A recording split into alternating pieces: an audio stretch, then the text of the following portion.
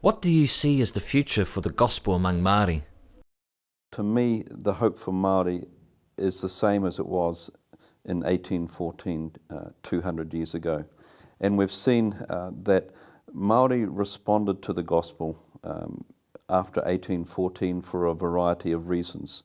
And those reasons are complex. So for me, the hope for Māori, I think, partially depends upon the carriers of the gospel. Who is carrying the gospel? Who is proclaiming the gospel?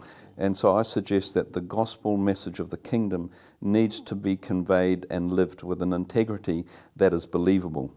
And so I think rightly, going back to the 19th century, Māori tested the messengers to see whether or not this message that they were carrying had some power to it, whether it had that it contained truth, was it life transforming, was it beneficial, and I believe at the end of the day many Māori looked at it, they looked at the messengers and they said, aye, yes, this is truly a message of good news, and began to believe in it. I think on the other side of the equation, if you look at Māori themselves, Māori, there's always an issue here to do with one's own heart, and a recognition in one's own heart that God is not someone who is to be defined, but God is someone who defines.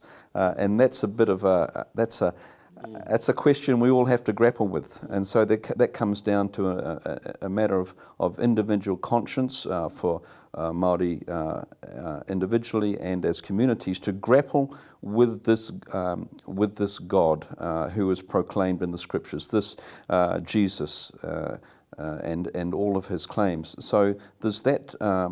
I think there's that side of it that Māori themselves have to be convinced in their own hearts about Te Rongopai and the claims of the Te Paipera Tapu. Of course, there are many other aspects to this, to the issue of hope, but I think that those two at least are important aspects of it.